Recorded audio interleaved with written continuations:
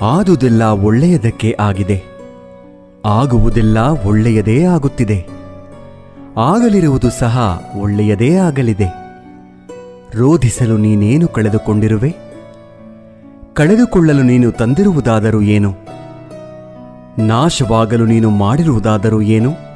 ನೀನೇನು ಪಡೆದಿದ್ದರೂ ಅದನ್ನು ಇಲ್ಲಿಂದಲೇ ಪಡೆದಿರುವೆ.